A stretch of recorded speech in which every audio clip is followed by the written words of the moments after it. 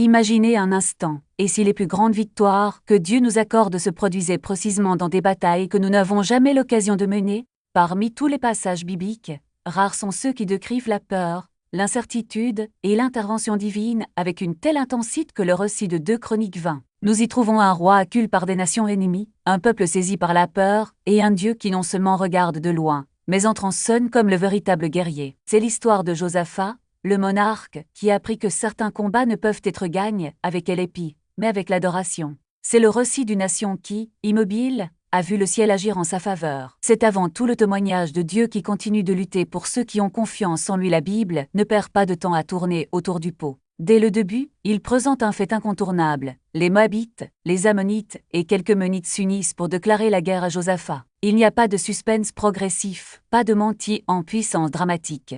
Juste la nouvelle brute que les armées ennemies avancent déjà vers Juda. Il ne s'agit pas d'un conflit qui isole, mais d'une alliance puissante, plusieurs nations unissant leurs forces avec un seul objectif, écraser le royaume sous le règne de Josaphat. Les messagers n'arrivent pas avec des plans de défense, mais avec un avertissement de zèspre. Une foule immense vient contre vous d'Édom, de l'autre côte de la mer. Les mots sont choisis pour exprimer l'énormité de la menace. Il ne s'agit pas d'une rumeur lointaine, mais d'un danger concret, plus grand que celui auquel Juda pouvait être confronté, et plus proche que quiconque ne l'imaginait. La crise se fait sentir de toutes parts, géographiquement, politiquement, émotionnellement, et puis, quelque chose de surprenant se produit. Contrairement aux anciennes archives royales, qui décrivaient souvent les dirigeants comme des héros invincibles, les Écritures révèlent la réaction intérieure de Josaphat. Il avait peur. Il n'y a aucune tentative de dissimuler son humanité. La peur est réelle, immédiate, la réponse naturelle d'un homme qui reconnaît les limites de son pouvoir face à une menace écrasante. Mais le verset ne s'arrête pas là. Il rapporte un geste décisif, le moment où Josaphat, au lieu de chercher des gendarmes ou des murs, décide de chercher le Seigneur. Ce choix marque la différence entre toute crise et un tournant de cette décision découle un acte public de dépendance. Josaphat décrète un jeûne dans tout Juda, une pause délibérée dans la routine pour que le peuple admette collectivement. Cet ennemi est au-delà de nos forces militaires, au-delà de toute stratégie diplomatique, au-delà des solutions humaines. D'autres rois auraient rigué par les armes, des alliances ou des négociations. Josaphat cependant a opté pour l'adoration, l'humilité et a appelé le peuple à chercher Dieu ensemble. La crise qu'aucun dirigeant ne pouvait ignorer s'est produite à l'instant où ce roi refuse de se faire confiance de toutes parts, des villages, des villes fortifiées et des villes de collines. Les gens abandonnaient leurs tâches quotidiennes et répondaient à l'appel. Ils ne se rassemblaient pas pour aiguiser les épées ou entraîner les soldats, ni pour préparer leur évasion.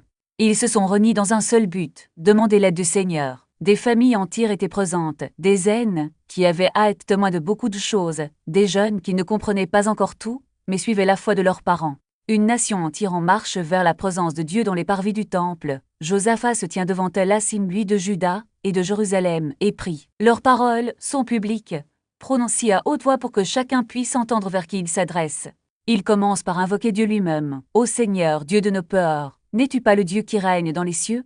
C'est un appel à la mémoire. Il rappelle au peuple le Dieu d'Abraham, d'Isaac et de Jacob, celui-là même qui gouverne les nations d'en haut. Avant d'affronter la coalition des armées, il fallait se rappeler la souveraine du Seigneur. La prière de Josaphat traverse l'histoire. Il se souvient de ce que Dieu avait fait pour son peuple, comment il chassa les nations devant Israël et donna le pays aux descendants d'Abraham, son ami, pour toujours. Il mentionne le temple, construit, comme un endroit où il pouvait crier de détresse, confiant que Dieu les entendrait et les sauverait. Votre prière n'est ni vague, ni générique. Elle est là créée dans des actes concrets et des promesses claires de Dieu. Le roi prêche en réalité la vérité à son propre cœur et à celui de son peuple, alors même que la menace approche puis le ton de la prière change. Josaphat met la crise en lumière devant Dieu. Leurs ennemis vinrent les chasser du pays que l'Éternel leur avait donné. Et il ne prétend pas avoir de tout cache. Il prononce une phrase qui a réconforté d'innombrables croyants au fil des siècles. Nous n'avons aucune force contre cette grande multitude qui vient contre nous. Nous ne savons que faire, mais nos yeux sont tournés vers vous. Peu de prières dans la Bible sont aussi brèves, directes et pleinement interprétises. Impuissants, confus, mais les yeux fixés sur Dieu, la scène se termine dans un silence stupéfiant. Tout Juda se tient devant le Seigneur. Hommes, femmes, enfants, familles côte à côte, le cœur expose, attendant. Personne ne bouge, personne n'agite avant que Dieu ne réponde. Une nation entière, immobile, dépendante du Dieu vers qui elle venait de crier. Le silence dans les cours du temple ne dure pas longtemps. Pendant que tout le monde attend, Dieu choisit de répondre d'une manière spécifique. L'Esprit de l'Éternel descend sur Jaziel, fille de Zachari, levite de la lignée d'Asaph, au milieu de l'assemblée. Dieu parle à travers un homme lié à ceux qui dirigeaient le culte en Israël. Au centre de la foule rassemblée, l'Esprit repose sur Jaziel, et à travers lui, la parole divine perce au milieu de la peur et du calme. Les premiers mots de Jaziel vont droit au cœur de ce que ressentaient les gens. Il s'adresse à tout Juda, aux habitants de Jérusalem et au roi Josaphat, précisant clairement que le message s'adressait à tout le monde, depuis le trône jusqu'aux enfants. Prononcez ensuite le commandement qui réconforte les croyants depuis des générations. Ne craignez pas et ne soyez pas consternés à cause de cette grande multitude. Dieu ne nie pas la réalité de la menace. Il parle de grandes foules, ne dit pas qu'ils ont mal compris le danger. Au lieu de cela, elle leur ordonne de ne pas se laisser dominer par la peur devant elle. La raison vient peu âpre, parce que la bataille n'est pas la vôtre, mais celle de Dieu. L'armée est terrible. Le danger est terrible, mais la responsabilité ultime ne leur appartenait pas. Récupérant le butin, et il en restait encore. Ce qui aurait dû être un jour de pillage contre Juda, se transforme en une semaine de provisions pour eux. Les tentes de l'ennemi, autrefois ériges, comme symbole de menace, sont désormais devenus des entrepôts de bénédiction. Il n'y a eu ni précipitation, ni contestation, ni crainte que les ressources s'épuisent. L'abondance était si grande qu'il leur fallut finalement 3 jours pour transporter tout ce qu'ils avaient trouvé. Et malgré cela, il y avait encore des richesses éparpillées dans la campagne. Le 4e jour, ils se rassemblèrent dans la vallée de Beraka, un nom qui signifie bénédiction en hébreu. Là, ce n'était pas seulement un lieu géographique, mais une déclaration de ce que Dieu avait fait. La vallée, qui aurait pu être le titre d'une de fées, est devenue un mémorial de la victoire. Non pas une victoire importée par l'effort humain, mais une victoire obtenue par la foi. Josaphat et tout le peuple de Juda et de Jérusalem se prosternèrent à nouveau, cette fois non pas en supplication, mais en gratitude. Le culte qui avait commencé dans le temple s'étendait maintenant dans les champs, où la promesse de Dieu s'était accomplie sous leurs yeux. Les Lévites, qui avaient dirigé le culte au début du voyage, conduisaient maintenant le peuple dans des chants d'action de grâce. Les mêmes paroles qui avaient résonné dans le temple, rendez grâce au Seigneur, car sa miséricorde dure a toujours résonné désormais dans la vallée, où la miséricorde de Dieu était devenue visible. Ce n'était plus un espoir, mais une réalité tangible. La peur avait cédé la place à la confiance, la menace à la subsistance et l'incertitude à la certitude que le Seigneur accomplirait ce qu'il promet. La nouvelle de ce qui s'était passé répandut rapidement. Les royaumes voisins, qui auparavant considéraient Juda avec dédain ou crainte, voyaient désormais avec étonnement ce que Dieu avait fait. Le rapport ne parle pas d'une bataille gagnée par une stratégie militaire, mais d'un peuple qui a fait confiance et a vu le Seigneur agir. La renommée de Josaphat s'est répandue, non pas à cause de sa force en tant que roi, mais à cause de sa foi en tant que serviteur. Le royaume de Juda connut une époque de paix, non pas parce qu'il n'y avait pas d'ennemis, mais parce que le peuple avait appris où se trouvait la véritable sécurité. Des années plus tard, lorsque de nouveaux défis sont apparus, le souvenir de cette vallée reste vivant. Ce n'était pas seulement une histoire à raconter, mais une leçon à retenir. Lorsque Dieu entreprend la bataille, le rôle de son peuple n'est pas de se battre, mais de croire. Il ne s'agit pas d'attaquer, mais de tenir bon. Il ne s'agit pas de gagner, mais de témoigner. La victoire n'appartient pas à ceux qui ont confiance en leur propre force, mais à ceux qui ont confiance en Dieu qui dit « Le combat n'est pas à vous, mais à moi ». Ainsi, l'épisode qui a commencé avec la peur et l'incertitude se termine avec un peuple transforme. Non pas par un changement de circonstances, mais par un changement de cœur. Là où régnait autrefois la panique, règne désormais la paix. Là où il y avait autrefois le doute, maintenant il y avait l'adoration. Et là où autrefois il y avait une foule ennemie, il y avait maintenant une vallée pleine de bénédictions. Un rappel éternel que lorsque Dieu est aux commandes, même l'impossible devient possible sur le champ de bataille, collectant des richesses, des armes, des objets de valeur et des trésors en quantité si importante qui ne pouvaient pas être transportés en un seul jour. Les Écritures rapportent qu'il fallut 3 jours entiers pour rassembler tout le butin, telle était l'abondance. Ce détail révèle la dimension du revirement offert par Dieu. Les mêmes qui avaient à vous, nous n'avons pas la force, nous ne savons pas quoi faire, marchaient désormais parmi les restes d'une immense armée, non avec peur, mais avec la tranquillité de quelqu'un qui accomplit une tâche simple, rassemblant ce que le Seigneur avait mis entre ses mains. Sa faiblesse n'avait pas changé, mais la provision de Dieu avait changé. Ce qui avait commencé par le jeûne, le tremblement, et la prière d'Esprit se poursuivait maintenant, les bras pleins et le cœur apprenant ce que signifie lorsque Dieu se bat pour son peuple le 4e jour, l'accent n'a cessé d'être mis sur le souvenir et est devenu la gratitude. Ils se rassemblèrent dans la vallée de Beraka, car là ils bénirent le Seigneur. Le nom Baraka signifie bénédiction, et Yat donne en raison des éloges qui s'élevaient à cet endroit. Les gens ne se sont pas précipités pour profiter de leurs nouvelles richesses. Ils s'arrêtent ensemble dans la même région où Dieu était intervenu, transformant le danger en délivrance.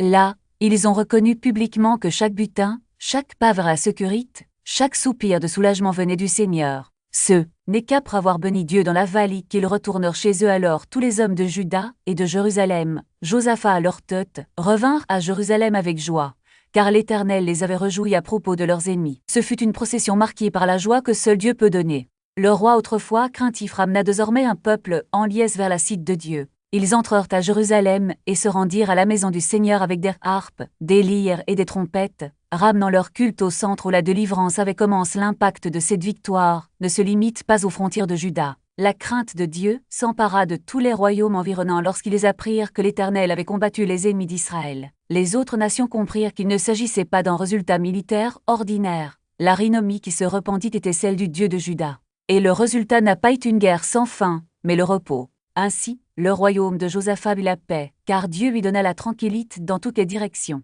La paix de son royaume ne venait pas des stratégies humaines, mais du Dieu qui s'était montré plus grand que toute coalition et toute menace. Ce qui se passe à l'époque de Josaphat révèle un mot de la manière dont Dieu travaille avec son peuple lorsqu'il fait face à des batailles qu'il ne peut pas gagner. Le Dieu qui a rencontré Juda dans sa peur est le même Dieu qui nous rencontre lorsque nous sommes de passe, en infériorité numérique ou sans réponse. Ce chapitre nous montre comment il nous invite à riguer aujourd'hui. Premièrement, Josaphat fait quelque chose que beaucoup d'entre nous évitent. Il affronte honnêtement sa peur. Les Écritures ne le cachent pas. Josaphat avait peur. Il ne feint pas la force et ne masque pas son anxieux par le déni ou la bravade. Votre peur devient une porte pour chercher Dieu et non une raison pour le fuir. Notre première étape consiste à amener cette peur en présence de Dieu. Deuxièmement, il cherche Dieu en première et non en dernier. Il se tourne vers le Seigneur et proclame un jeûne dans tout Juda. Avant d'appeler les généraux, il appelle le peuple à la prière. Avant de se tourner vers des solutions humaines, il se tourne vers Dieu. Dans un monde où nous avons tendance à épuiser toutes les options et à dire ensuite seulement « Maintenant, tout ce que nous pouvons faire, c'est prier », Josaphat inverse l'ordre. La prière est le premier mouvement.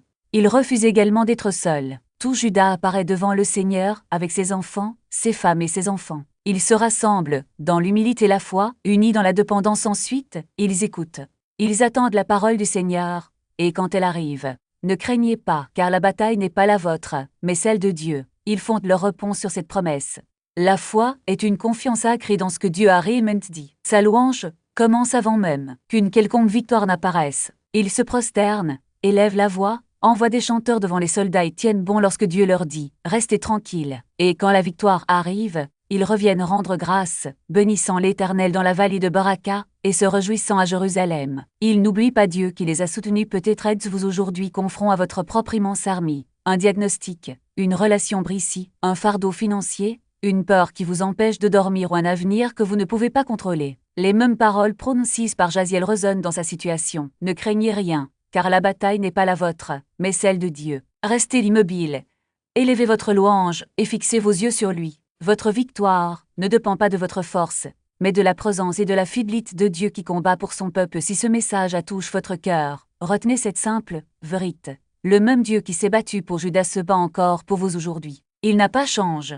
Votre personnage reste ferme lorsque tout tremble autour. Sa miséricorde dure vraiment pour toujours, en toute saison, dans chaque vallée, dans chaque bataille, que vous ne comprenez pas. Ce qu'il a fait dans 2 Chroniques 20 n'était pas une démonstration isolée de puissance, mais un rappel de qui il est pour toutes les générations, y compris la nôtre. Terminons par la prière. Peur. Nous venons à toi comme Josaphat est venu, sans feindre la force, sans cacher notre peur, mais en confessant notre profond besoin de toi. Pour chaque personne qui entend ce message maintenant, pour chaque fardeau cache qu'elle porte, pour chaque bataille à laquelle elle est confrontée dans son corps, dans sa maison, dans son mariage, sur son lieu de travail ou dans son église, nous te demandons de combattre pour elle comme tu as combattu pour Judas. Apprenez-nous à adorer avant la victoire, à faire confiance lorsque nous ne pouvons pas voir le chemin à parcourir, et à rester ferme lorsque notre cœur veut courir dans toutes les directions. Que ta paix enveloppe chaque foyer représente ici, que ta présence quitte chacun de nos pas, et que ta miséricorde soit dividende jour après jour dans nos vies. Nous demandons tout cela au nom de Jésus. Amen. Si cette parole vous a béni, je vous encourage encore une fois, abonnez-vous, aimez et commentez 77 comme un acte d'accord sur le fait que la bataille appartient au Seigneur. Partagez ce message avec quelqu'un qui a besoin de se rappeler que Dieu se bat toujours pour son peuple, et qu'il n'est pas seul. Merci d'avoir pris ce temps dans la parole de Dieu avec moi, d'avoir ouvert votre cœur, et d'avoir parcouru ce chemin de foi ensemble. Que le Seigneur vous bénisse, vous garde, et vous donne sa paix jusqu'à notre prochaine rencontre.